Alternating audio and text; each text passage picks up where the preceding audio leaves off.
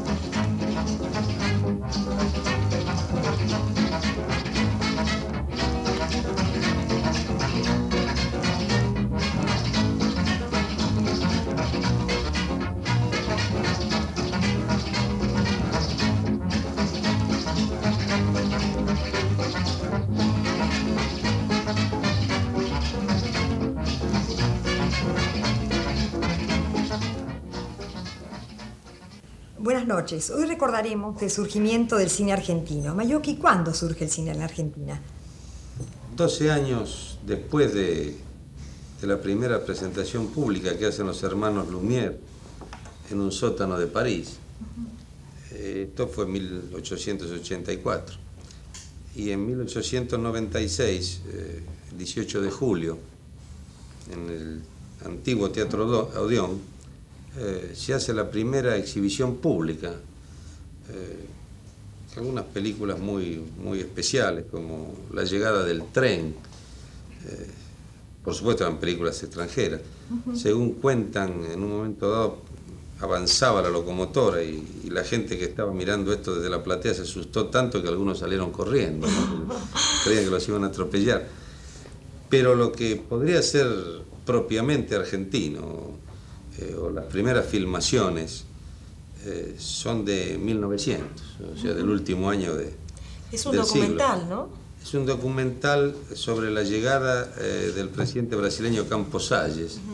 Se lo ve a él, se lo ve al presidente Roca recibiéndolo, se lo ve a Mitre, que también concurrió a la recepción.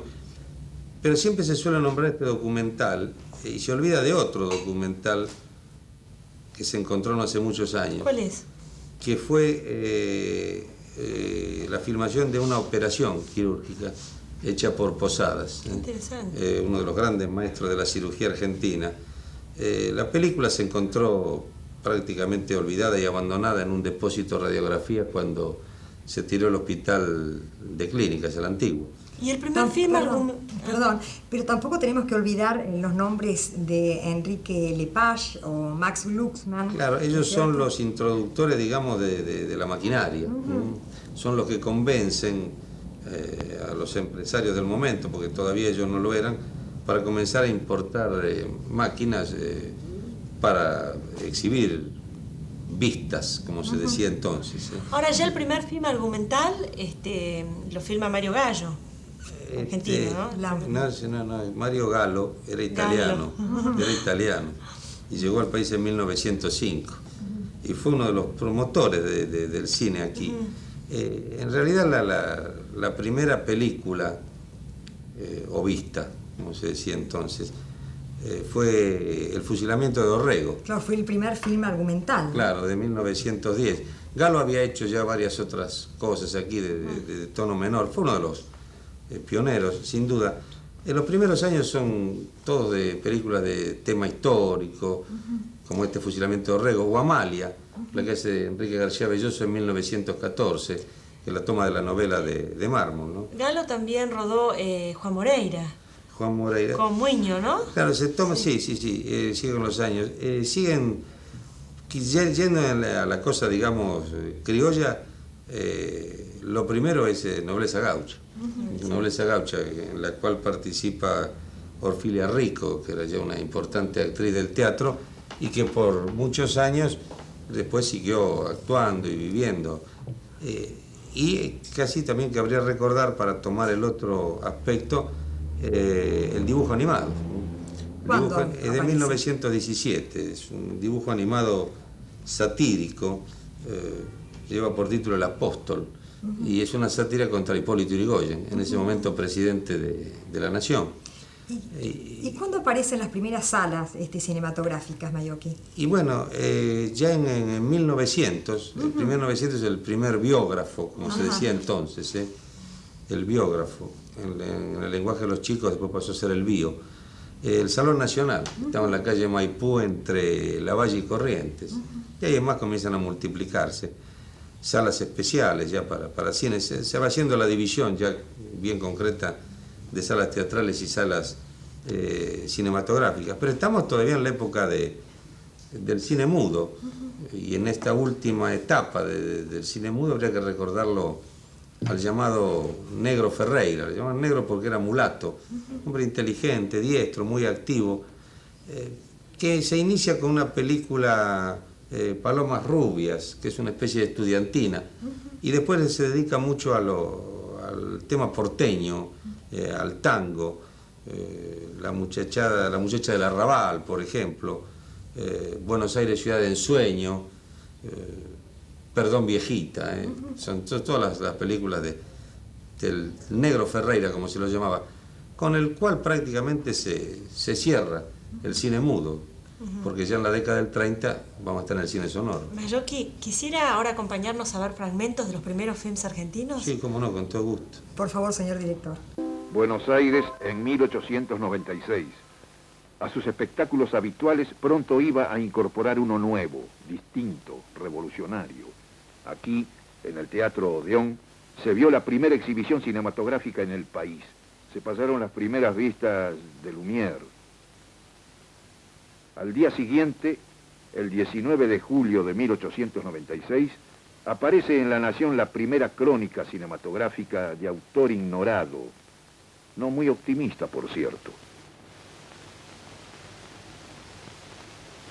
Puede ser, escribe, que el público vuelva a ver alguna vez este espectáculo. Siguieron viniendo películas del exterior y al público le gustó la cosa. Surgían importadores de películas. La Casa Lepage, en la calle Bolívar, marcó el rumbo. La había fundado un varón belga, Enrique Lepage, que aparece aquí con Eugenio Pi, fotógrafo francés, a quien se le ocurrió la idea de filmar. ¿Y por qué no? Pi y su cámara entran en funciones. Argentina tenía paisajes, gentes, desfiles, visitas ilustres. En 1897 comienzan los tímidos ensayos. 3 años después, en 1900, el primer noticiario formal. Campos Salles, presidente electo del Brasil, llega al país. Lo recibe nuestro presidente, el general Roca. Bartolomé Mitre, el prócer viviente, en su visita al Museo Histórico Nacional.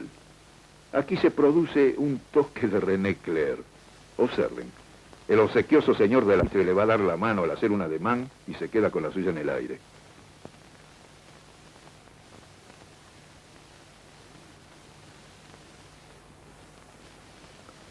En 1901, con un equipo que le compró en París a Lumière, Eugenio Cardini, un aficionado, filma a destajo. En la avenida de Mayo y Bolívar, con el cabildo de antes. La cámara documental comienza a registrar la vida de nuestra ciudad. Cardini filma cuanto se le presenta a la vista y hace un tímido ensayo argumental. Escenas callejeras. Vean qué gallardo regimiento ciclista.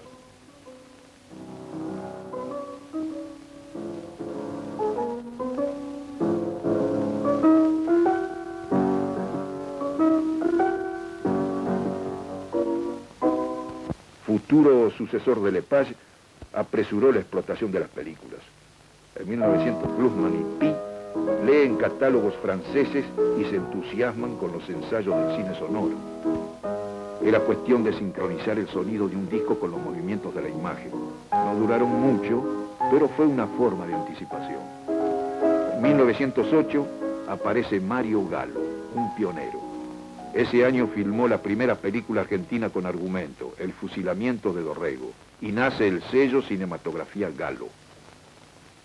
Y llega 1910, creación del himno.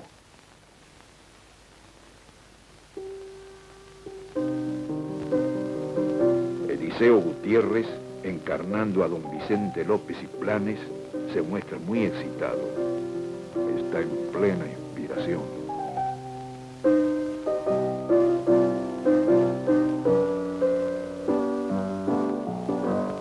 La primera estrella, Blanca Podestá, venía del teatro y actuó en las películas de Galo. Los noticiarios y documentales acaparan las cámaras. He aquí la ascensión del globo Huracán piloteado por Eduardo Newbery. Observen cómo el operador busca la manera para alejar a estos dos curiosos que se obstinan en ponerse delante del objetivo. El chico, vean qué mal educado. Y el flaco del rancho insiste, no ceja.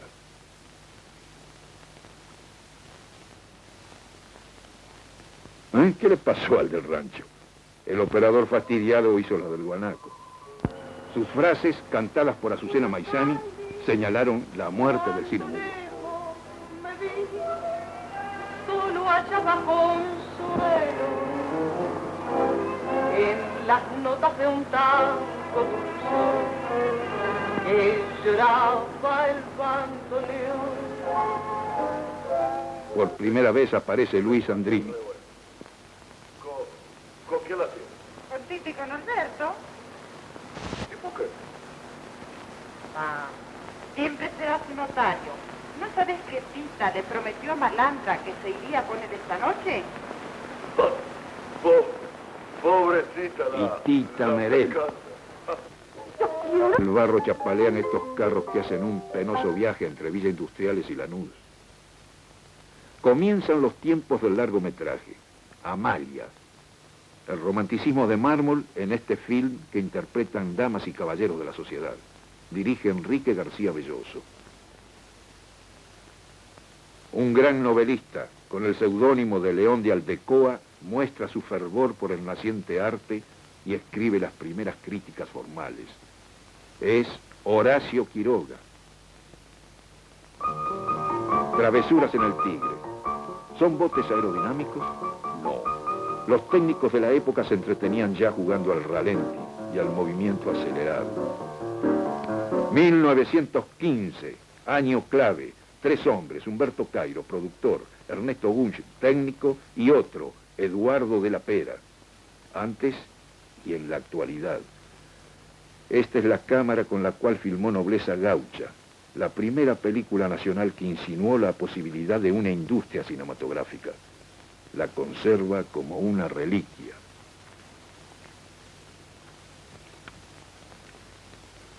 Nobleza Gaucha. Cuántos recuerdos. Orfilia Rico y Celestino Petray. María Padín y Arturo Mario.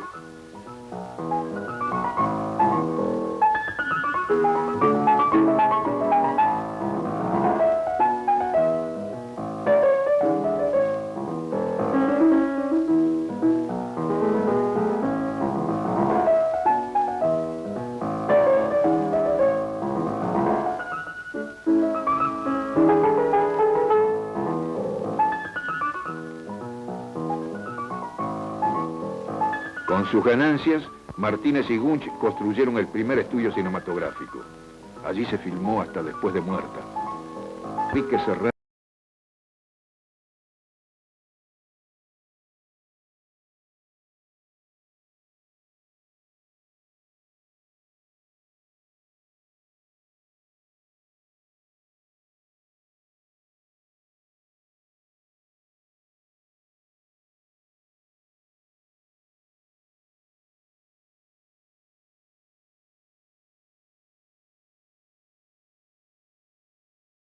Estamos con el señor Claudio España, crítico de cine en La Nación y profesor universitario de cinematografía. ¿Cómo le va? Muy bien. ¿Y ustedes? Muy bien. Y metiéndose con el cine. Metiéndonos con el cine.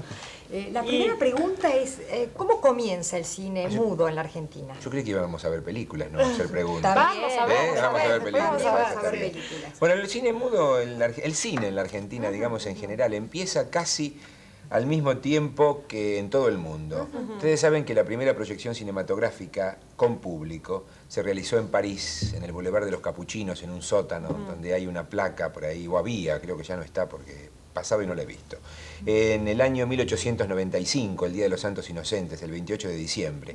Y muy poco después, a mediados del año siguiente, en el mes de julio, exactamente el 18 de julio del año siguiente, o sea, del 96, había cine en la Argentina. ¿Y cómo eran las salas donde se exhibían estos? No, ese primer día que es dudoso porque según un técnico y vendedor de productos cinematográficos de aquella época, productos de fotografía y de cine de fines del siglo pasado, que se fue de acá a probar mejor suerte al Brasil, en sus memorias contó que en Rosario se habría hecho la primera proyección cinematográfica de la Argentina y no esta de Buenos Aires de la que yo les estoy hablando, en el circo de Frank Brown. Pero eso está por probarse todavía. Hay algunos que están tratando de mover las tabas de los críticos y de los investigadores rosarinos para que busquen a comienzos de... A lo mejor esto sirve, ¿no es cierto? Para que alguien se apure, en Rosario por lo menos, para que revuelvan archivos. Que se puede investigar. Claro, claro, revuelvan archivos a ver si en algún aviso de abril o de mayo de 1896 figura Frank Brown con el cine. Ya concretamente, digamos, el cine mudo de producción local, ¿cómo y cuándo empieza? Bueno, el cine mudo de producción local también empieza como una prueba, ¿no? Había un vendedor de artículos fotográficos que salió a la calle a ver cómo andaba la cámara. Probó y filmó escenas callejeras. O probó y filmó a alguien que pasaba, hasta que a alguno se le ocurrió que eso podía servir como registro para guardar acontecimientos históricos, claro, porque ¿no? tengo entendido que el primer documental, o sea, el primer film mudo es un documental. Claro, ¿no? escenas de la calle, simplemente, sí, claro. escenas de la calle. Sí, sí. Los argumentos empiezan casi en 1910, un poquitito antes del año 10. Entre tanto, hay 10 o 12 años de pruebas de tipo cinematográfico hasta que empieza, digamos, lo que todavía no es industrial, pero que va a dar el primer paso a la industrialización de un tipo de cine que es el cine documental. Más que documental, el cine de noticiarios callejeros, o sea, lo que se llamaban en ese momento las actualidades. ¿Dónde se proyectaban esos primeros intentos de cine? Primero, la primera proyección se hizo en un teatro, en el Teatro Odeón. Ahí se hizo la primera proyección de cine, donde dicen que cuando vino la locomotora es una vieja historia, ¿no? Cuando la locomotora de los hermanos Lumière avanzó así sobre el objetivo de la cámara en la proyección, hubo gente de esa que estaba en los gallineros, como se llamaba antes, a las partes de arriba de los teatros, se vino abajo, se cayó temiendo que una locomotora había entrado por esa extraña y sinuosa ventanita que había. Después hubo cinebares, o cinesbares, como debiéramos decir, que eran lugares donde se iba a tomar una horchata o algo por el estilo, cosas de la época, un refresco, una granadina, o algo más interesante, ¿no? Y se proyectaban películas de los hermanos Lumière, películas primitivos filmados en los Estados Unidos, se hacían pruebas extrañas como por ejemplo filmar cantantes de ópera que cantaban frente al objetivo de la cámara y a quienes después para la proyección los colocaban detrás del telón para que el público no solamente los viese, sino los oyera cantar. O sea, los veía en imagen, pero los escuchaba en vivo. Y la ventaja ahí que era tener el primer plano cerca del cantante. Claro, si es que se hacían primeros planos, porque todo ese material desdichadamente se ha perdido. Claro. No ha quedado prácticamente nada del cine mudo. El centenario dio motivo para que se filmaran algunas películas. Claro, por ejemplo, la visita de la infanta Isabel. Está en el archivo de la Nación. Claro, se ha conservado la llegada de ese personaje que más adelante sirvió como documento para que Luis César Amadori en 1949 lo reconstruyera, no usando el mismo material, sino reconstruyera la escena con Amalia Sánchez Ariño para la película Nacha Regules. ¿Y los grandes éxitos del cine sonoro? ¿Del sonoro o del mudo? Del cine mudo. Del cine mudo. Mire, el primer gran éxito del cine mudo se llama Nobleza Gaucha. Es una película de 1915. Y digo éxito porque fue, creo, la primera película argentina de largometraje que se proyectó en el exterior. Se conoció en muchos países, se siguió proyectando aún después de aparecido el cine sonoro en 1930. Ahora, el primer film... Perdón. El argumento, más que el argumento, que es la historia de alguien que va del campo a la ciudad, de Nobleza Gaucha, lo que interesa es cierto contenido normativo o moral que la película tenía y que creo que es lo que prendió mucho en el público. Y es el hecho del viejo tema de fábulas moralistas de viejas épocas, ¿no? Que vienen de los griegos, que pasan por el arcipreste de Ita y que llegan hasta el cine argentino mudo, que es el tema de que la ciudad corrompe al individuo mientras el campo tema de Mi hijo el doctor también, ¿no? De Florencio Sánchez. Mientras el campo es el lugar donde está no solo la descansada vida, sino las virtudes, la nobleza. Otro éxito, ¿no? Claro, Resaca es una película que ya del que se puede recordar su director, se llamaba Attilio Lipizzi, y fue también más bien un drama donde se trataba de mostrar también con criterio normativo y moralista lo difícil que era la mala conducta para aquellos que quisieran caer en eso, ¿no? Es decir, que el primer cine trataba de enseñar más que nada. Los actores. ¿Cuáles eran los actores? ¿De dónde salían los actores del cine mudo? Los primeros actores eran la gente de la calle, claro. ¿No es cierto? Cualquiera que hubiera por ahí. Por ahí deben, si ustedes tienen un fragmento seguro para mostrar, a lo mejor podemos ver el globo en el que subió Eduardo Newbery y el Pampero, que se perdió. Estaba filmado eso en esos tiempos, pero después empezaron a aparecer los actores del teatro. Actores del teatro, algunos actores de circo que habían ascendido, digamos, al escenario de los teatros, empezaron a aparecer en el cine mudo. Sí, algunos cantantes. Enrique Muiño, claro, cantantes todavía no, porque los cantantes son el cine sonoro. Pero no obstante... Pero en Flor de Durazno, por ejemplo, lo vamos a ver a Gardel. Claro, gordo, vestidito de marinero. Sí, irreconocible. Exactamente, en 1917. Lo que ocurre es que él no va ahí como cantor, sino como actor. Ahora hay películas más cantadas, ¿no es cierto? Al principio, digo yo, cuando comienza el cine sonoro, que claro, en el cine sonoro comienza el cine sonoro más bien cantada. Claro, pero en todo el periodo anterior existe la ironía, miren ustedes qué cosa graciosa, de que las películas tenían temas de tangos. Por ejemplo, La costurerita que dio aquel mal paso, sobre el poema de... no era sonoro, de cualquier modo utilizado. Claro, eso era sobre el poema de Carriego, pero de cualquier manera, sobre temas de tango se construían historias y a veces se colocaba, yo supongo, y hay alguna tradición que lo dice, se colocaba detrás un disco que reproducía escenas. Miren todavía una cosa muy graciosa. Hay una película alemana que se estrenó acá en los años veintitantos, ¿no? 27, 28, cualquiera. Vaya uno a saber cuál ha sido el título original, no lo recuerdo, pero acá se la tituló Flor de Fango, con la sola excusa de que en determinado momento de la proyección se colocaba detrás de la imagen un disco en donde Ada Falcón, una cancionista de la época, cantaba Flor de Fango. Claudio, ahora vamos a pasar a ver un poco este material fílmico que le prometimos a la gente. Que es más interesante que lo que ya No, desde ya que no, después vamos a seguir hablando con vos. Bueno, un gusto. Federación o muerte, programa histórico. El galán es Ignacio Corsini, su amada Lea Conti y la mulata Aurelia Ferrer. Camila Quiroga, otra gran estrella de la época en Resaca. Y Attilio Lipizzi, que hizo Resaca. Y filmó a Roberto Casó en El movimiento continuo. Aquí Flor de Durazno y una sorpresa. La ingenua que se siente culpable Silde Pirovano. ¿Y el marinarito gordo?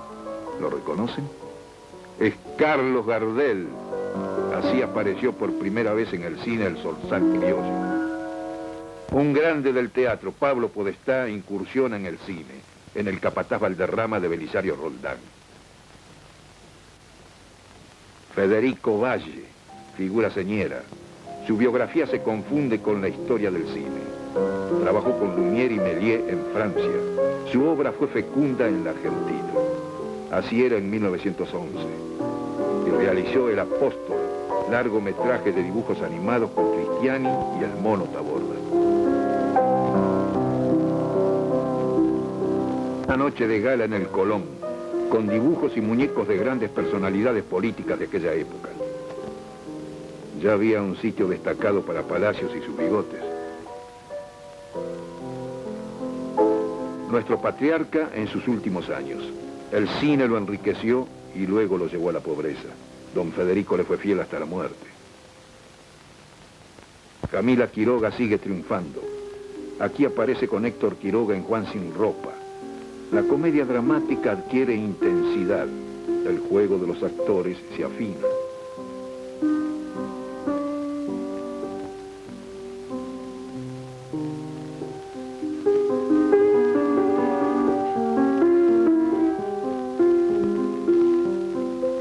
Violencia en las calles de Buenos Aires. El cine registra la semana trágica.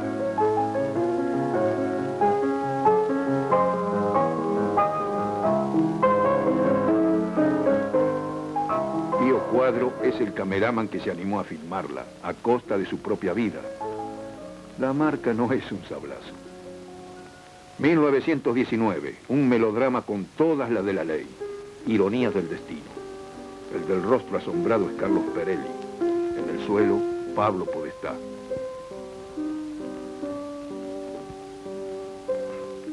Un anuncio, el de la vendedora de jarros con Berta Singerman. Y llega José Agustín Ferreira, el gran intuitivo, el negro Ferreira que supo lo que valía la autenticidad en el cine. Enamorado del suburbio, de los pobres, cantor de la poesía cotidiana, creador de un neorrealismo que se adelantó al italiano. Un negro joven que no cejó hasta el fin. Con sus bohemios compañeros de aventura, el fotógrafo Húmero Barreiros y Florén del Bene. Entonces el cine se hacía a punta de corazón. He aquí las imágenes de uno de sus primeros filmes, De vuelta al pago. El que llega es Nelo Cosimi, otro gran luchador de la época. Actor aquí, director y argumentista después.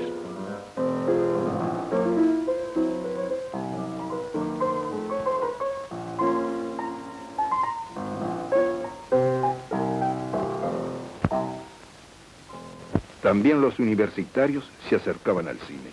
Roberto Guidi hizo El mentir de los demás. En la cámara, Alberto Biasotti. Olga Casares Pearson, en pleno despliegue dramático, con Ángel Wolf, su inseparable compañero, y una ingenua criolla con algo de vampiresa, Elena Rivera. ¿No le recuerda Clara Bow? Otro éxito de entonces, La piedra del escándalo. Pepe Podestá, creador de Pepino, el 88, debuta en el cine.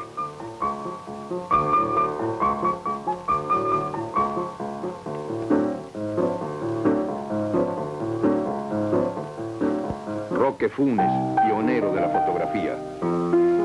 Y un director que comienza, Leopoldo Torres Ríos, con El puñal del mazorquero. Este es Funes.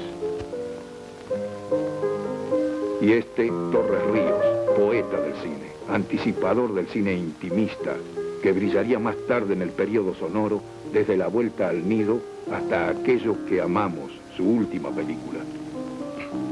Y una mujer que hacía de directora, María B. de Celestini, con Mi derecho, con Pepita González y Elena Rivera. Se filmaban novelitas porteñas de gusto popular. La chica de la calle Florida.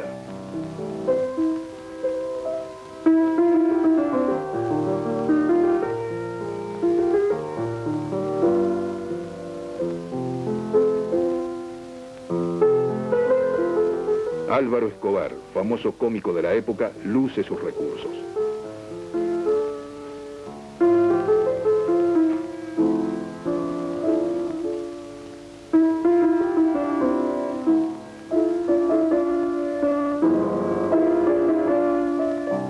Midinets porteñas con Amelia Mirel. ¿Qué tal la vampiresa? Bien de curva, ¿no? Marilyn Monroe vino muchos años después, pero por casa ya teníamos lo nuestro. Ya hasta sabían transformarse en ingenuas. 1923, sensación. Por primera y hasta ahora única vez, Martín Fierro aparece en la pantalla. Lo encarna Rafael de los Llanos. Gloria Ferrandiz en La loba. Otro intento dramático de Filipis Novoa. Un afiche de Criollo viejo. ¿Qué me dicen de la estrella desnudista?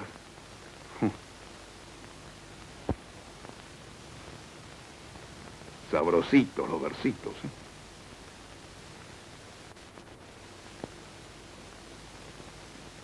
Rafael Parodi, director de Criollo Viejo. Emilio Peruzzi, el fotógrafo. Y no podía faltar la costurerita que dio aquel mal paso, con Felipe Fará y su contrato de galán. 350 pesos por película. Lindo año, 1926. El Lobo de la Ribera. Debutaba este jovencito. Me parece reconocerlo. Ah, sí, Florén del Bene. Aparece Elsa O'Connor en Muñecos de Cera. Los eternos bohemios persistían, como aquí, en La mujer y la bestia, Conchita Foras, Cosimi, del Bene. Las películas seguían haciéndose a punta de corazón, sin dinero, armando carpas en las serranías cordobesas, donde se ve a los luchadores de siempre, Cosimi, Del Bene, Prieto. Neda Franci en La borrachera del tango.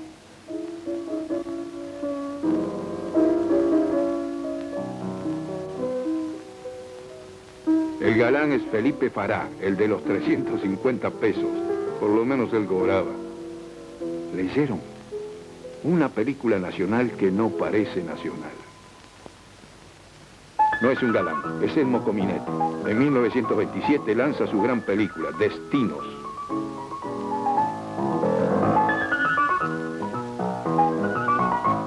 Estudiantina animada donde Carlos Dux luce su comicidad.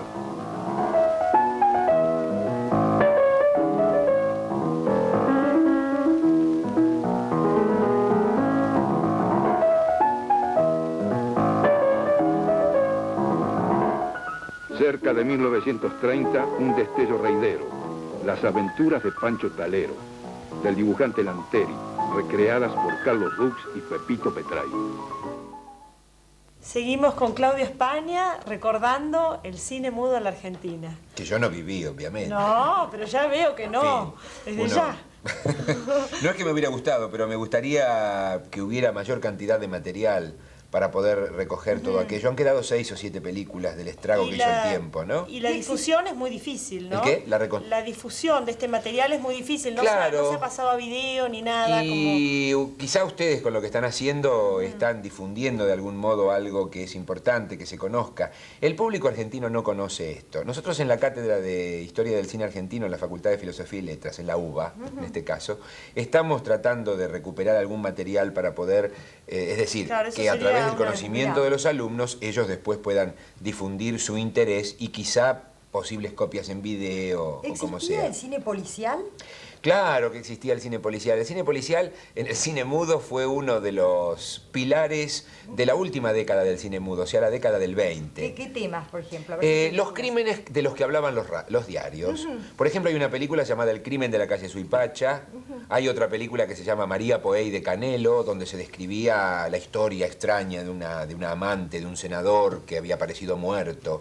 Y la película era tan graciosa esta idea. Humberto Eco con lo de la obra abierta se hubiese sentido muy feliz porque, digamos, en estas cosas tan primitivas, ¿no? Porque la película no terminaba nunca, es decir, se proyectaba y después a medida que las actuaciones judiciales iban aclarando el caso, la película iba creciendo y uno después de 2 años podía ver un film donde el caso de María Poey de Canelo, por ejemplo, se podía completar con algunas de esas nociones últimas que habían salido de los expedientes judiciales. Ahora, Claudio, sacando la beta policial, ¿qué otras betas tuvo el cine mudo? Por ejemplo, ¿existió una beta cómica? Claro, la beta cómica muy limitada. En general, imitadora del cine de Chaplin y el de Harry Langdon y el de algunos cómicos norteamericanos de los que venían de Hollywood. ¿Quiénes eran los actores cómicos? Los actores cómicos, bueno, estaban los Podestá, por ejemplo, acá en el cine cómico, en algún momento Enrique Muiño, el mismo Gardel que hizo esa cosa, ese paso de comedia por ahí. Pero en general el cine argentino mudo fue un cine muy adusto, fue un cine muy moralista, muy influido por el tango. Entonces el tango, yo no quiero decir que el tango sea triste, pero como el tango tiene una letra siempre muy aleccionadora, el cine trataba también de ser aleccionador, que lo era por lo general por influencias de 2 cinematografías que llegaban a la Argentina, que eran la alemana y la francesa, que no eran precisamente cinematografías de lo más alegres, ¿no? Sino que en general contaban historias muy amargas, dramáticas, los arrabales que se inventaban en todo esto, ¿no? Ferreira fue un realizador muy conocido. Claro, Ferreira quizás fue el que mejor noción tuvo del cine. José Agustín Ferreira, quien llamaban el Negro, por su humilde color, como diría Borges, con un poco de ironía, por supuesto. El tango de la muerte. El tango de la muerte, claro, es una de las películas en la que todos temas tangueros. Y él pasó al cine sonoro y donde, si bien probablemente su película más completa y más interesante es Puente Alsina, muy pasado del año 34 aproximadamente. Él es el director de 3 de los éxitos que ustedes recordarán seguramente porque en alguna matiné habrán visto por ahí o en la televisión, de Libertad Lamarque, que son Ayúdame a vivir, Besos, Brujos y La ley que olvidaron. Esa trilogía del año 36-37 se debe al Negro Ferreira.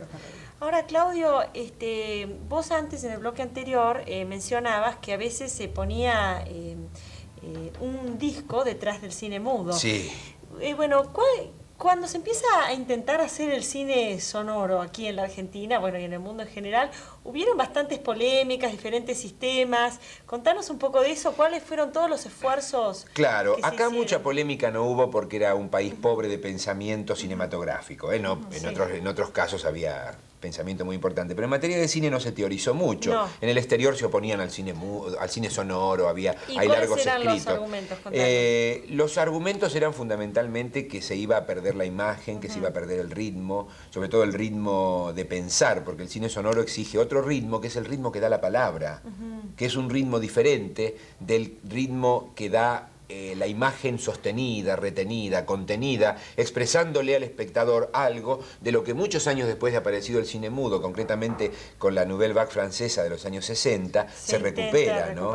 Es decir, se vuelve a conseguir. Ahora, los sistemas que me preguntabas, había dos clases de sistemas. Uno con discos. Sí. Se sonorizaban las películas con discos. Unos discos de pasta muy grandes que giraban al revés de los discos que giran ahora, y de la púa venía del centro hacia afuera.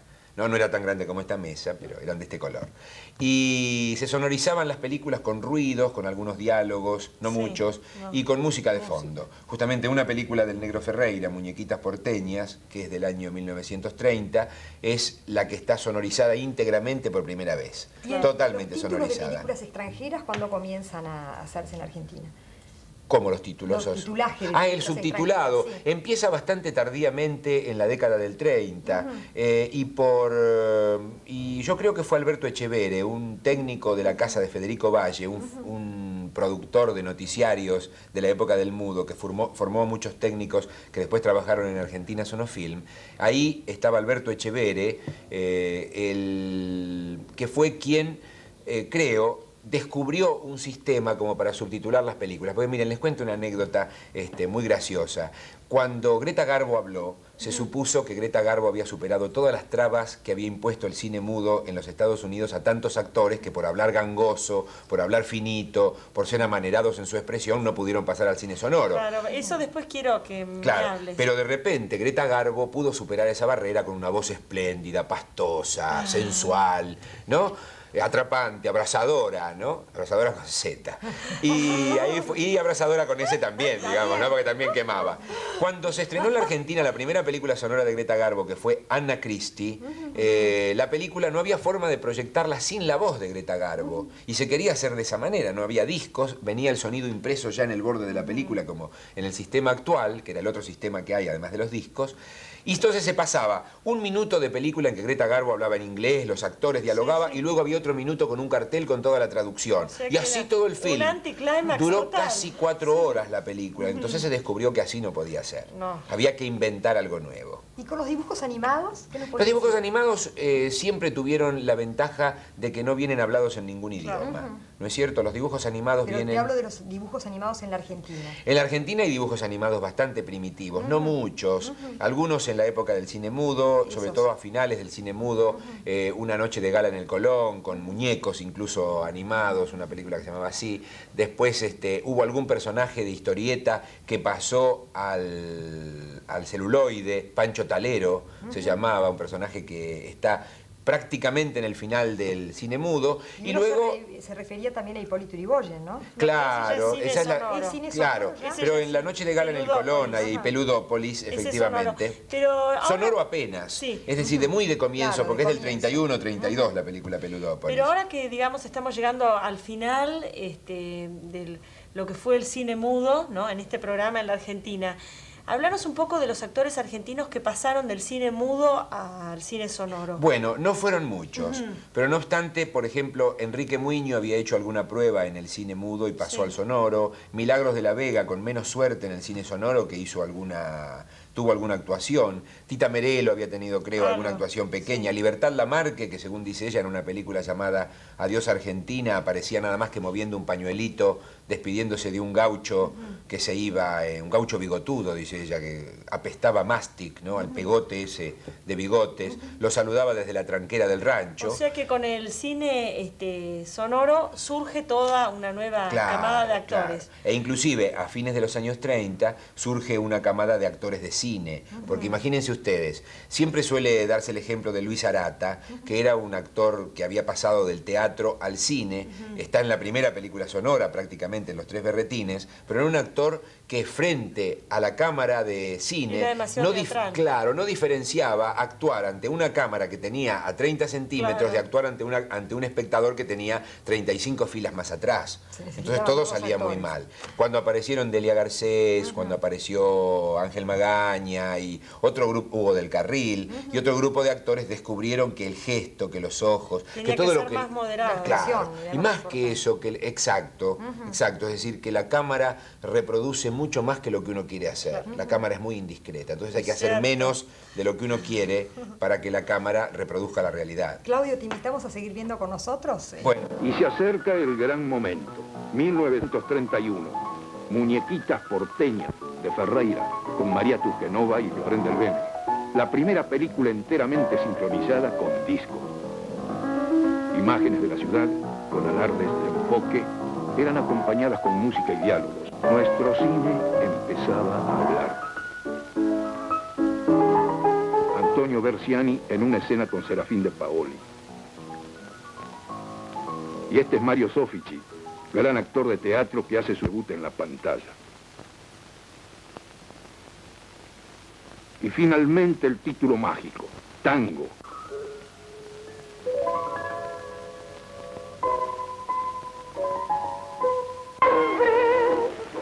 Si no, muñeco de mi tierra, me desespera. No me gusta y tal en mi suelo, pero que va a entender. Paciencia y aguantar, porque si no la encuentro, yo prefiero reventar. Sombras silenciosas quedaron atrás, haciéndose historia. Y nuestro cine inició su segunda etapa, la sonora. Adiós, queridas sombras. Gracias por habernos hecho reír un poco. Y gracias por habernos dejado esa lección de fervor. Buenos Aires, suspirando por ti, bajo el sol de otro cielo. Bueno, llegamos al final y dejamos atrás el cine mudo. Espero que les haya gustado mucho este programa y los esperamos.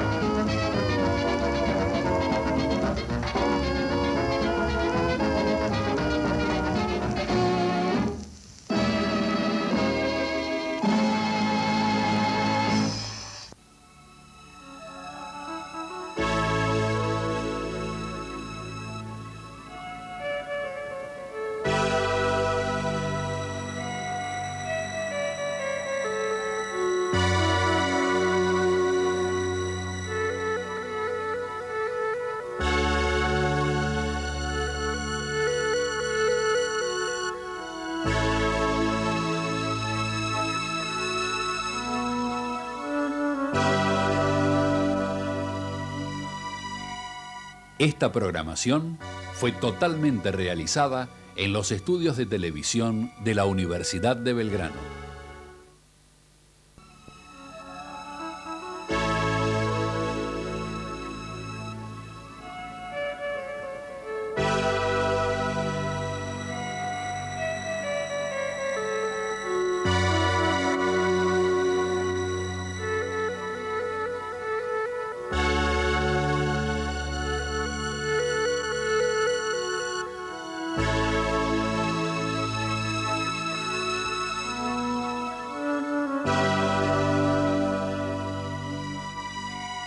La programación de los próximos 60 minutos es una producción integral realizada en los estudios de televisión de la Universidad de Belgrano.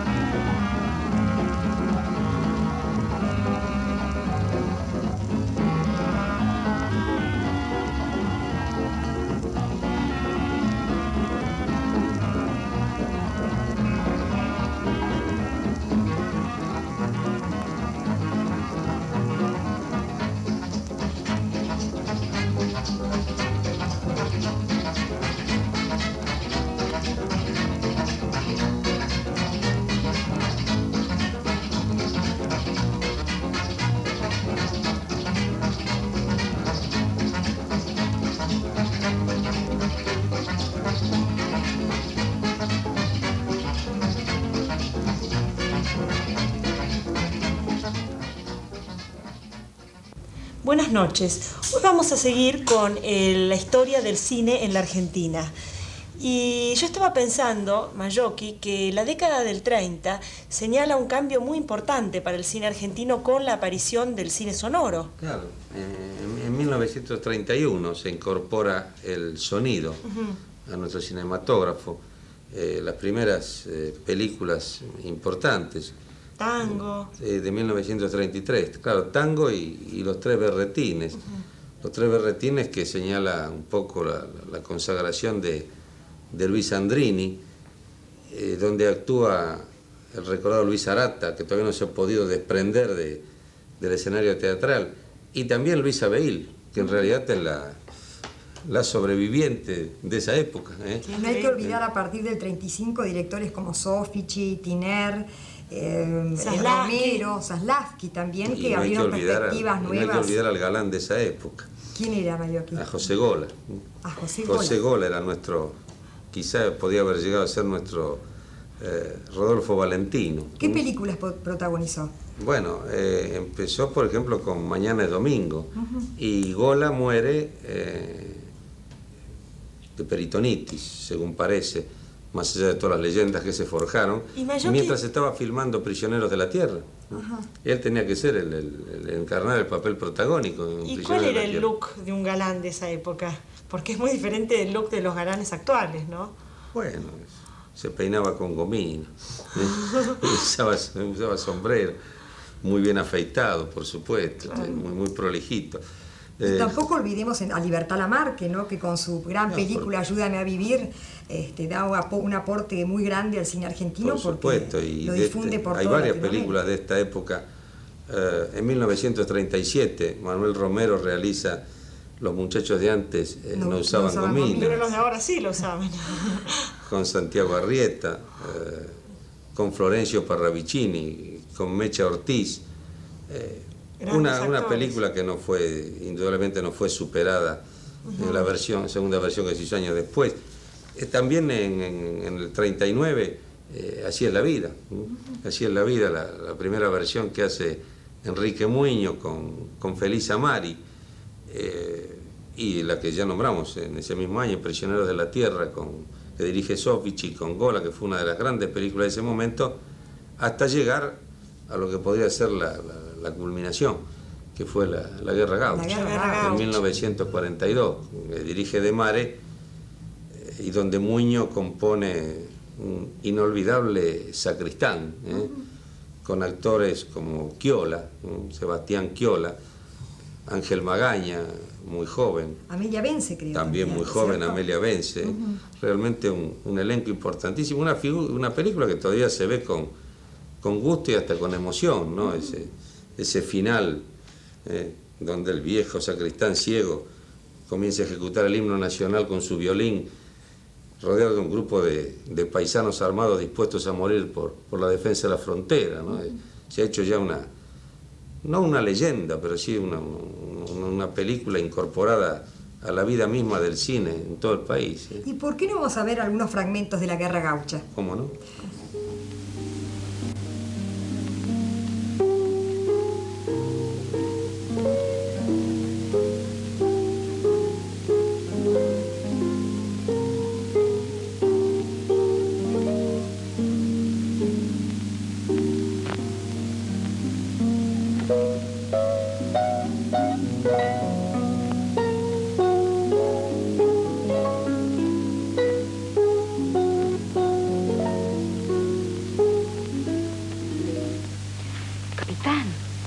Diga, señora, se lo ruego.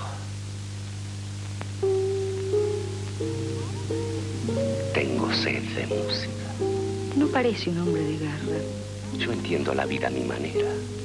El bosque, un libro, una lanza y una vidala componen mi mundo. Gracias. Su música ampara como un ala grande. Tal vez evoca un nombre de mujer. Quizás, pero tan solo un sueño. Ya tengo ceniza de tiempo entre las hebras. Pero dejemos eso. De nuevo me traen hasta aquí los vientos de la guerra. Tengo que molestar a la señora a causa de un herido. Esa no es molestia. Esta casa siempre está abierta para los heridos de la patria. Por primera vez, el herido no es un patriota. No debió traerlo. Es un teniente. Me mató un hombre y cayó en duelo conmigo. Cuando sane, si es que sana, vendré a buscarlo para cobrarme esa deuda. Por tratarse de usted, acepto. Voy a disponer lo necesario para atender a ese hombre. No la acompaño. Debo regresar al campamento. Gracias, señora. Adiós, capitán. Chulao.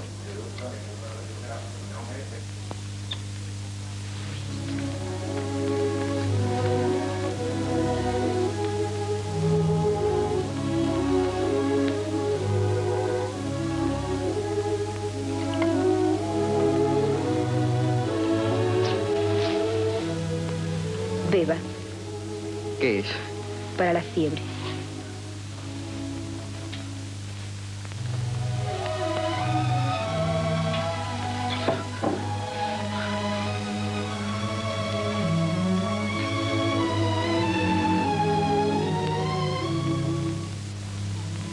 ¿Para qué esos remedios si me odia? Dígame, ¿por qué me odia?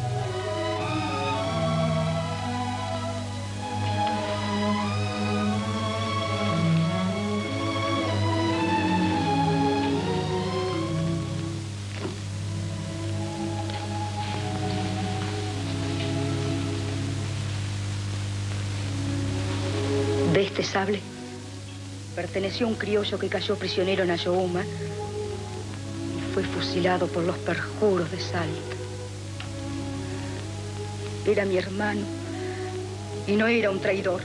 Peleaba por la tierra donde había nacido. Es la segunda que me lo dice, pero se equivoca. No soy un traidor.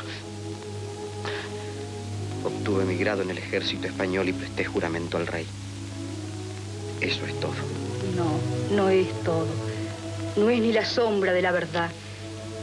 En los ejércitos criollos sirven hombres como San Martín, que entre la tierra natal y el juramento supieron elegir mejor. Señora. ¡Canalla! ¿Dónde está? Por favor, capitán. ¡Todo el diablo! Yo le voy a dar mimos y tisanas. Fierro es lo que necesito. Don Miranda, serénese. Capitán, ¿qué significan sus gritos en mi casa? Malaya. No sé cómo en una estancia patriota se cuida la vida de un enemigo. Aquí soy dueña y no doy cuenta a nadie de mis actos. Era dueña de su casa, pero no de la vida de ese. Déjeme subir, señora. Pase si se atreve. Gracias, señora. Pero estas son cosas de hombres.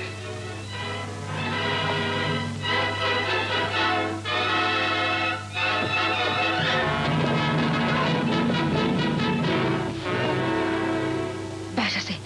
Este hombre está bajo mi custodia. No permitiré que lo maten. Váyase. Me voy. Pero volveré cuando esté sano. Tiene razón el capitán. Vos también, fuera. Vamos. Seguimos con Claudio España, ahora recordando cómo comenzó el cine sonoro en la Argentina, cuáles fueron las primeras películas y los primeros actores. Es un placer volver a estar acá, ¿no? En otro programa y hablando de cine. Claro que sí. ¿Cómo empezaron las películas sonoras? ¿Cuáles fueron las primeras? Suele decirse que Tango es la primera película sonora. Suele decirse, digo yo, porque yo creo que el cine sonoro no es solamente ponerle voz a un film, es utilizar, digamos, dramáticamente, no porque sea un drama, sino usar significativamente el sonido. La película Tango muestra un tipo de sonido en donde quien habla tiene la voz detrás. Mientras que en el caso de Los Tres Berretines, que fue la que se estrenó un mes después que Tango, a veces se escucha la voz de alguien que habla y no está en imagen. Yo creo que eso es el primer atisbo de que el cine sonoro se está utilizando con un criterio significativo. Mosaico Criollo creo que fue también. Mosaico Criollo es un cortometraje, es una prueba que se hizo antes de Tango para probar, lo hizo Moglia Bart, el director de la película Tango, con María Esther Gamas, yo creo, si no me equivoco, en el que se trataba de probar, hacer algunas pruebas de sonido óptico y no sonido con discos. El sonido óptico es el que viene impreso. La diferencia. Bueno, el sonido óptico es aquel en donde el sonido viene impreso en el borde de la película. Claro. ¿No es cierto? El sonido, el otro sonido, el que no es sonido óptico, hoy viene el sonido magnético, que es una variación del sonido óptico, o sea, no lo toma una lámpara, sino que aparece de otra manera, ¿no? Eso sería una explicación técnica que yo no estoy en condiciones de dar. Pero el otro sistema era el que yo les explicaba en la reunión anterior, que era el de los discos. Ustedes saben que en Estados Unidos hubo una profunda crisis económica, de algo de lo que tenemos bastante experiencia nosotros, en toda la década del 30. La Warner Bros. Estaba por irse al tacho. Una productora tan importante como esa estaba por irse al tacho. Y de repente descubrió el sonido. Descubrió la posibilidad de ponerle discos a las películas y así hizo que la Sinfónica o la Filarmónica de Nueva York interpretara temas musicales en una película que se llamaba Don Juan en el año 1927 y un año después lo hizo cantar delante del público a Al Jolson. Eso fue importante porque se descubrió ahí el cine sonoro. Ahora, los discos eran una verdadera incomodidad, se rompían, se rayaban, entraban a destiempo. Ahora, tengo entendido, Claudio, hojeando acá un libro que vos escribiste, que hubo, por ejemplo, un film que no se llegó a pasar porque hubo un problema de tipo sonoro, uno de los primeros films sonoros, que no... A ver cuál fue, porque yo sé que hubo varios. Si te acordás el nombre, puede haber sido El drama del collar, una película que hizo Mom, que no se llegó a pasar porque los problemas con el sonido fueron tan grandes realmente. O sea que al principio fue... Claro, fue muy arduo. Lo que ocurre es que al principio se filmaba mudo, ¿no es cierto? Y después se le ponían discos detrás. Cuando empezó el sistema óptico, se trató de hacer que el sonido se grabase al mismo tiempo que se tomaban las imágenes. ¿Y saben quién fue el primero que grabó sonido e imagen juntos? Gardel. Carlos Gardel solo trabajó en la Argentina en cine sonoro en 10 cortometrajes que él filmó en el año 1930, dirigido por Eduardo Morera, con fotografía de Antonio Merallo y trabajo técnico de Merallo. Y los nombro porque son dos sobrevivientes de aquella vieja época que todavía pueden contar, y espero que por mucho, aquella experiencia que se hizo en un garage de la calle México a través de una ventana donde detrás de la cual se había colocado la cámara y del otro lado Gardel, porque el ruido era tan grande que producía el equipo, la cámara, que se sobreponía a la voz de Carlos Gardel. De modo que fíjense ustedes que la primera valla que tuvo que atravesar el cine sonoro fue el ruido que producía la cámara filmadora. Qué adelantos en pocas décadas, ¿no? Exactamente. Y durante la década del 30 realmente adelanta mucho el cine, ¿no? ¿Cuál es la evolución del cine sonoro en la década del 30 aquí en la Argentina? Muy pronto, tiene un gran éxito, y el gran éxito que tiene el cine sonoro en la Argentina sobre todo y en parte de Latinoamérica, donde las películas empiezan a trascender, es debido a que las películas hablan nuestro idioma. Imagínense ustedes lo que son las salas cinematográficas en los años 30, cuando aparecía un cartel, la abuela hablaba italiano, no sabía leer, la tía tampoco, y entonces cuenta algún cronista por ahí que cuando uno veía que alguien iba con ancianos al cine había que sentarse lejos, porque en cuanto aparecía el primer cartel ya se escuchaba que los jóvenes leían a coro todo lo que decía ahí. Entonces el cine, hablado en nuestro idioma, suplió todo eso. No solamente suplió todo eso, sino que además le trajo la palabra, el canto y el encanto de lo escondido, porque por encima de la posibilidad de escuchar las voces de algunas personas que no se podían conocer de otro modo, se les veía la cara a quienes se conocían por la radio. Y más aún, en el interior, a los actores, a los cantantes, a los cómicos. Y en el interior, además, se empezó a tener una noción directa de lo que era Buenos Aires, los lugares donde la vida porteña. Y uno de los grandes directores de aquella época, de los pioneros de nuestro cine, que es un español que se llamaba Manuel Romero, inventó una suerte de mitología de la vida porteña, Claro. ¿No es cierto? La rubia Mireya y todos esos personajes que parecían de un mundo acabado y nostálgico, pero que a los que el cine les daba vida. Entonces, la contemporaneidad que el cine le ofrece al espectador en esa íntima oscuridad que hay en la sala, hacía que los espectadores reviviesen esa noche mitológica y no real. Esa noche mitológica porteña, de una manera que los obligaba a querer recuperar cada vez que fuera necesario ese mundo que para ellos era mágico. ¿Y qué actores y actrices surgen en el 30? Y en el 30 surgen muchas figuras importantes. Nini Marshall también. Nini Marshall ya viene entrada la década del 30, pero un poco antes aparecen, por ejemplo, Luis Arata, Héctor Quintanilla, Felisa Mari, aparece Luis Andrini como figura muy importante, Libertad Lamarque, Tita Merelo en los primeros tiempos, después tiene un largo eclipse. Azucena Maizani en la película Tango, pero ella no actúa, no es actriz, canta. Sí. Y después reaparece en la película Montecriollo también, una película que se filma en 1935, donde canta el tango Montecriollo. ¿Y los directores? Y los directores están Mogliabart, está, bueno, el equipo Lumiton con un señor que se llamaba Enrique Telemaco Susini, que dirigía la parte artística, Romero Carranza, que dirigía la parte técnica, Francisco Mujica, que va a ser el director de un clásico que se llama Así es la vida, que empieza una larga preparación técnica durante la década del 30 y después se larga como director, Manuel Romero, Bayón Herrera, Alberto de Zavalía, Luis Aslavsky. ¿Y los grandes éxitos? Los grandes éxitos de la década del 30 son muchos los éxitos. ¿Viento Norte es del 30? Viento Norte es del 37, efectivamente. 37. Esa es una película muy exitosa del cine argentino, es un film muy popular. Ahí están Enrique Muiño, Elías Alippi, Orestes Caviglia, figuras muy importantes. Y por aquella época está Francisco Petrone, que aparece también por el 35, que es una de las figuras muy importantes del cine de entonces. Y una rubia, por supuesto, a la manera de Jean Harlow, que era la famosa, Hollywood dictaba normas, ¿no? Es decir, se trataba de copiar todo aquello, inclusive el modo de las estrellas, el mundo del espectáculo, el Hollywood porteño, y esa rubia se llamaba Neda Franzi, una italiana cuyo nombre real era Neda Francalanchi, pero todos se llamaban de otra manera, pero se ponían a la manera de las stars, otros nombres. Y durante la década del 30 va surgiendo y se va volviendo cada vez más importante la figura de ¿cómo se llama? De Sofici. Bueno, sí, de Sofici, no, me refiero femenina, no, Libertad Lamarque. Claro.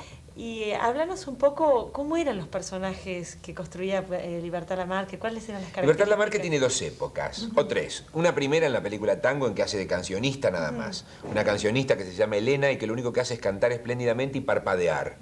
Los párpados son verdaderas persianas, si no, no lo podrían hacer, nadie lo podría hacer. Tiene una segunda época, claro, eran párpados de cine mudo, imagínense lo que era aquello, la época en que los Gardel se pintaban los labios para actuar en el cine, los actores, eran otras épocas, eso no se podría repetir. El cine y toda la imagen ha cambiado. Y Libertad Lamarque tiene una segunda época de las tres, que es en la que canta con el Negro Ferreira, esa época que en el fondo es muy graciosa porque crean una especie de ópera porteña donde ella es capaz de mantener retenida a una banda de pistoleros que están por atacarla escuchando un tango que ella canta y después sigue la acción. ¿No? Toda esa época, que es una época, hoy se ve como muy gracioso, pero yo supongo que el público muy popular de aquella época debía sufrir, sentir y además entrar en esa extraña convención que después el cine musical de otros países tomó con mucha fuerza, que es la de que la acción continúe aún en los momentos de canto y después sigue, ¿no? Y después tiene una tercera época, Libertad Lamarque, es siempre dentro de esta etapa de la que ustedes me preguntan, ¿no? Porque Libertad Lamarque tiene más o menos 50 épocas. No, pero, hablando... claro, una tercera época que es aquella en la que dos directores, Luis César Amadori y Luis Aslavsky, toman... las que logran... Claro. Aprovechan varias cosas. Primero, el carisma que Libertad Lamarque tiene con el público popular. Claro. Segundo, la posibilidad de actriz que ella tiene, que son muy grandes, hubo que frenarla un poquitito nada más, pero hubo que dirigirla. Sí. Se supone que no la habían dirigido como correspondía. Y además aprovechar la buena voz que tenía, ella se atrapante. puede decir que la descubren. La redescubren porque sí. yo les puedo decir que las películas esas que yo nombré primero, esas tres del Negro Ferreira, Ayúdame a vivir, Besos brujos y La ley que olvidaron, que son anteriores a las de Zaslavsky y a las de Amadori, esas películas recorrieron toda América. Y los vendedores de esas películas vendían 7, 8, 10 películas digamos, como si la de Libertad Lamarque fuera una locomotora. Es decir, si me compran una de Libertad Lamarque, tienen que comprarme todas estas otras, si no, no hay caso. Así se vendía el producto. Era la estrella de un film, vendía una gran cantidad de películas de la misma productora o de otras que ¿Cuánto le tenemos se que agradecer a empujaban. Libertad Lamarque, ¿no? Claro, de En toda nombre esa del cine época argentino, seguro que claro. sí, seguro que sí. Claudio, ¿te invitamos a seguir viendo con nosotros?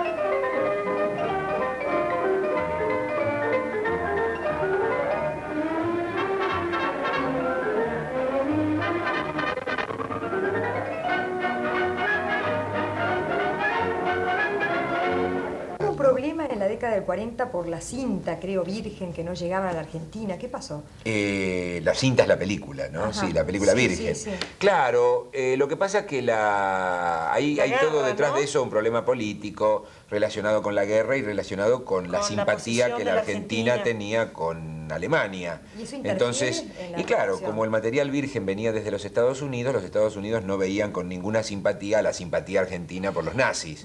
Entonces, eso es el año 43 aproximadamente, ¿no?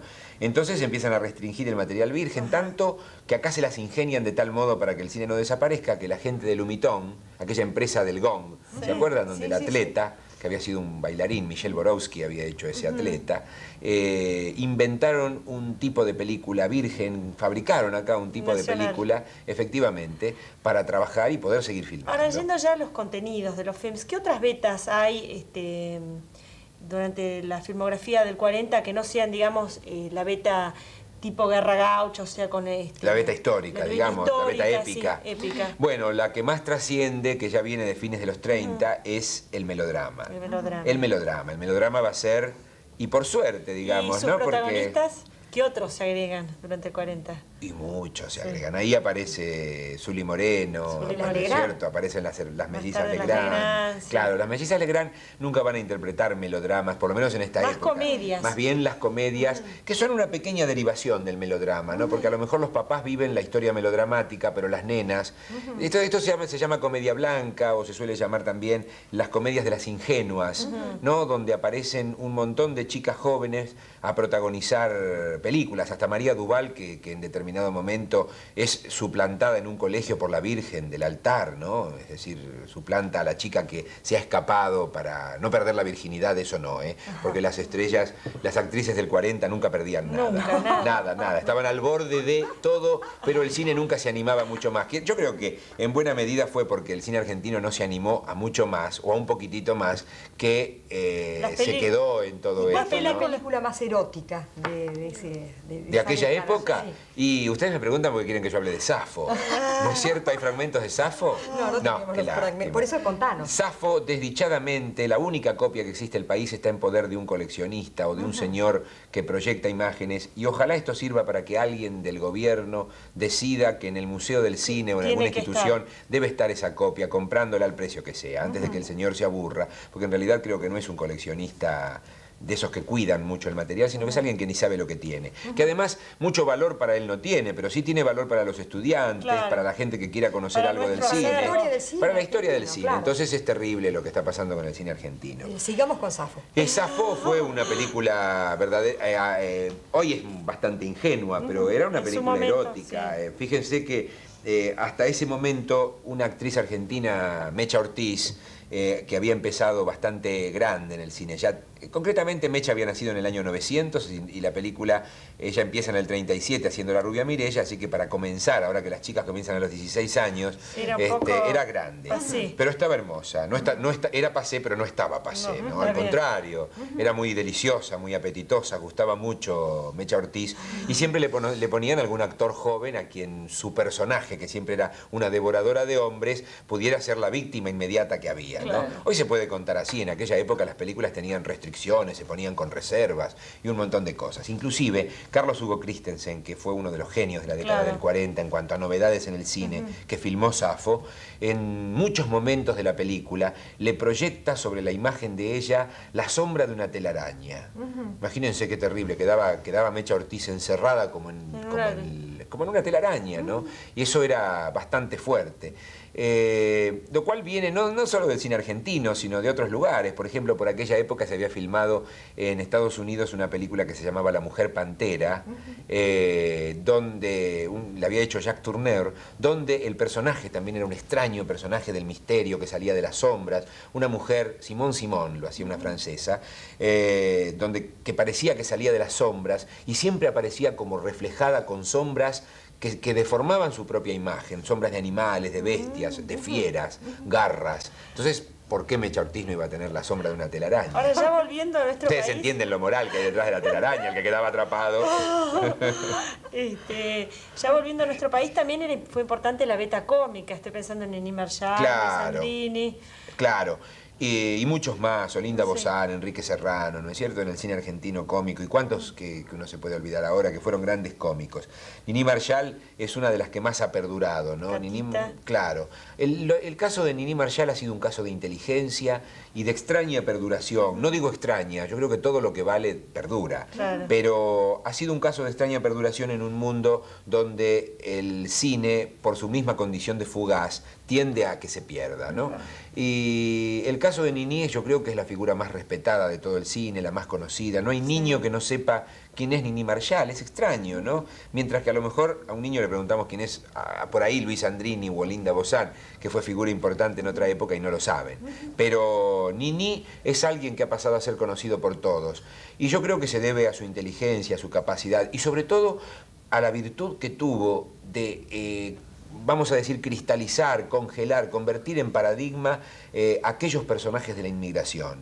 Gracias a la voz de Nini, quedaron reflejadas las voces de los inmigrantes de aquella época, ¿no? El inmigrante gallego, la inmigrante gallega, la inmigrante judía, la chirucita porteña descendiente de Cracatita, descendiente de italianos, la vieja italiana, la tonadillera española, todos esos personajes que nadie registró con el, digamos, agregado feliz para el caso de Nini Marshall, de que en el cine argentino, y ya que hablamos de imagen, ella le dio cuerpo a cada uno de esos personajes. Y yo puedo asegurarles que si ustedes ven en algún momento una película de Catita, de Cándida o de otro personaje, van a ver que cada uno de ellos caminan distintos, que ponen las rodillas, los pies de distinta manera.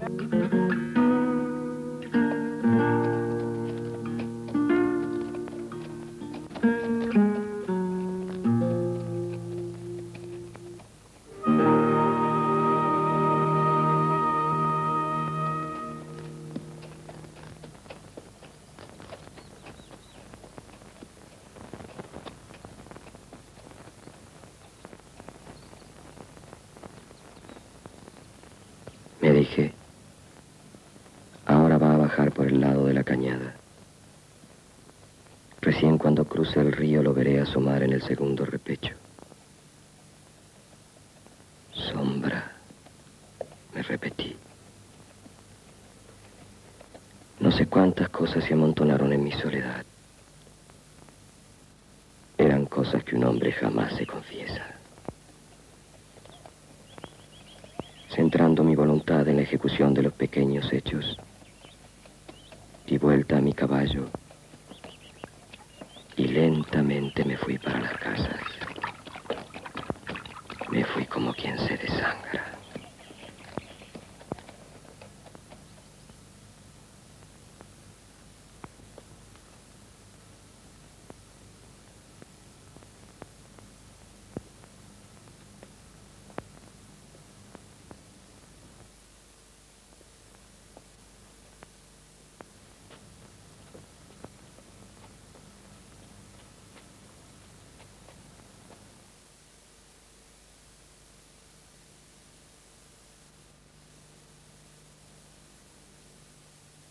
Aquel día, como de costumbre, había yo venido a pescar algunos bagrecitos que luego cambiaría al pulpero de la blanqueada por golosinas, cigarrillos o unos centavos. Mi humor humor no era el de siempre. Pensaba en mis 14 años de chico abandonado, de guacho, como seguramente dirían por ahí.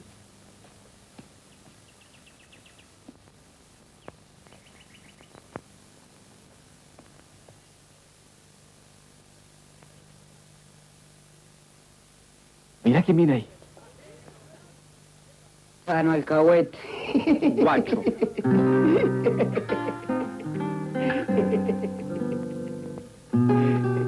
Yo quiero preguntarle a Claudio, ¿qué cambios se dan durante la década del 50, perdón, y qué influencia tienen los cambios que hay en la filmografía argentina de la década del 50 en todo el movimiento cinematográfico del 60?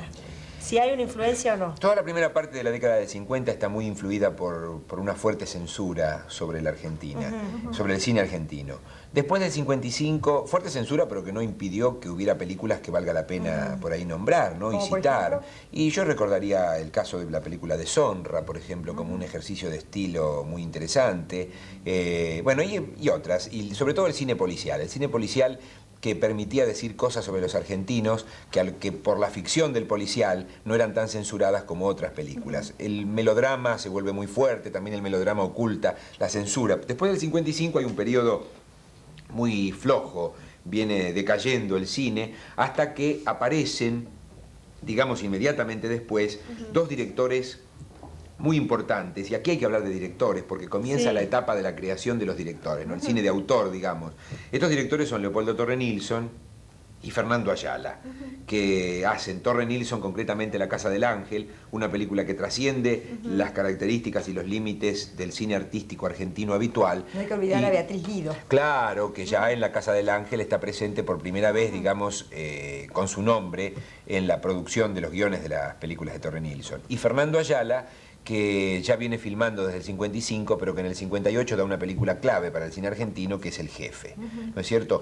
Una vieja propuesta trae El Jefe, muy importante, y es la de que tenemos que seguir eligiendo gobiernos paternalistas, tenemos que seguir eligiendo jefes o figuras que nos gobiernen, o tenemos que gobernar desde abajo democráticamente y eligiendo, en fin, desde arriba alguien que administre la vida política, o sea que nada más, ¿no?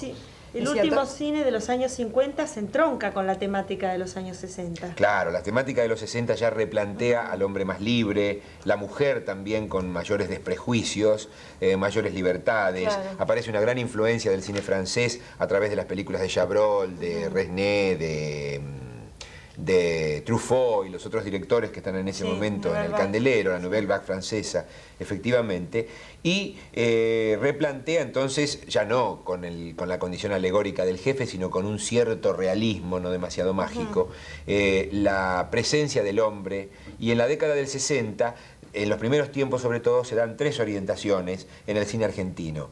El cine urbano, yo le podría dar como ejemplo las películas de David Cohn o de las películas de Rodolfo Kuhn, Los jóvenes viejos, Tres veces Ana. Lautaro Murúa también aparece. Lautaro Murúa pertenecería a una segunda, él como director, ¿no? Porque ya venía como actor. Como actor. Pertenecería a una segunda de esas tres líneas de las que les hablo, con un tipo de cine que sería entre suburbano y más o menos rural, con dos películas.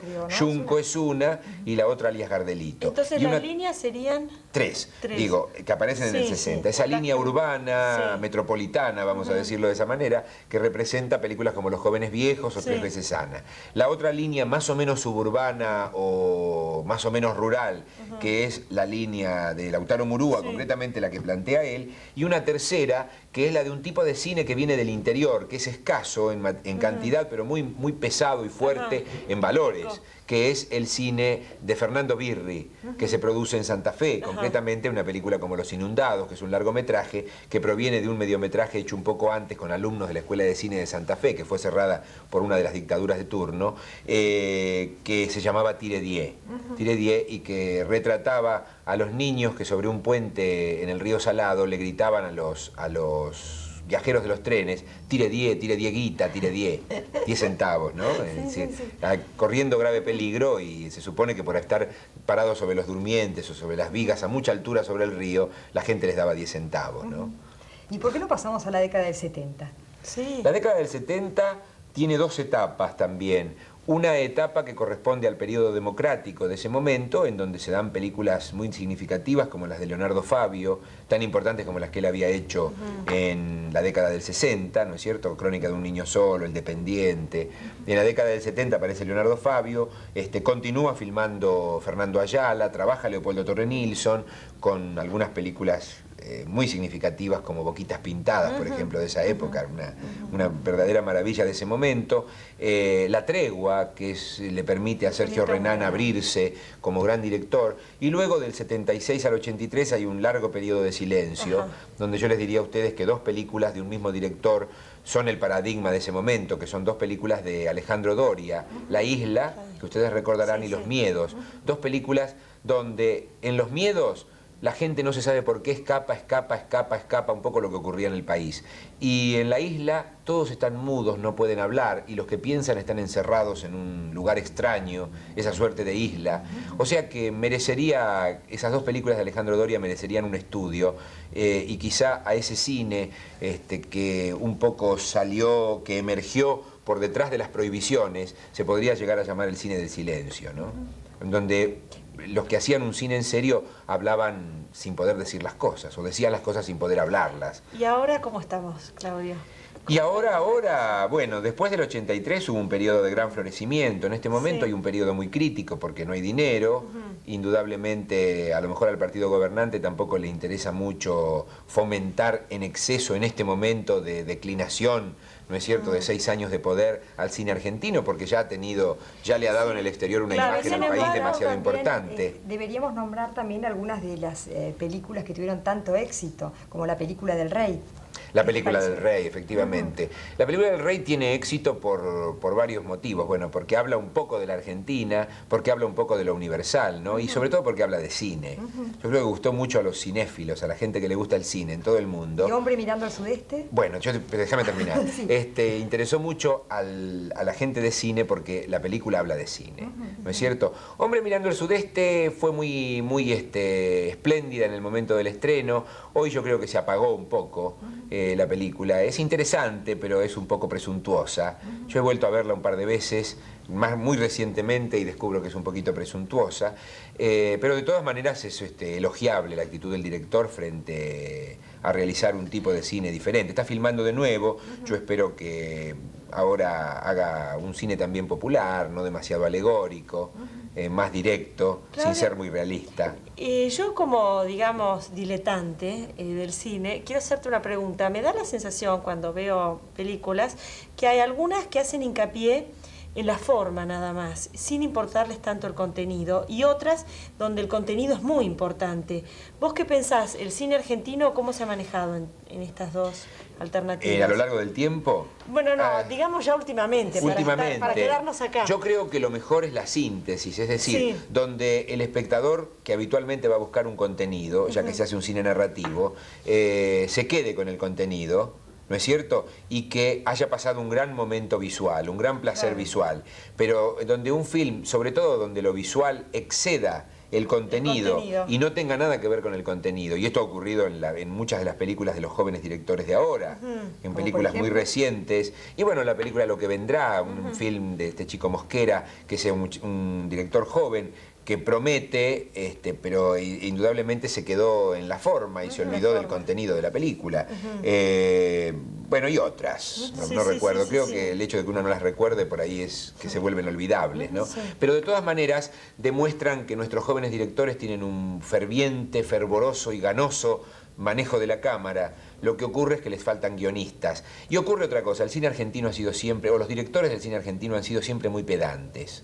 ¿Qué quiere decir esto? Los directores han escrito sus guiones, han escrito sus historias, han hecho su argumento y han dirigido la película. Y a veces hay excelentes directores que no tienen la total capacidad de contar una historia desde lo literario, que es el paso anterior a lo fílmico. Entonces, yo creo que el director no va a dejar de ser el dueño de su obra porque otro trabaje en su argumento o en su guión. Así que yo creo que hay que volver un poco a las épocas más modestas del cine, donde el director no dejaba de ser autor de su film, pero permitía que gente de la escritura pusieran sus ideas, su expresividad literaria, su manera de contar. Y entonces del intercambio, del canje entre un autor o un contador de historias y un filmador, podía salir una excelente película. Bueno, Claudio, te agradecemos muchísimo y esperamos dentro de muy poco tenerte otra vez con nosotros. Para mí fue un placer también. Gracias.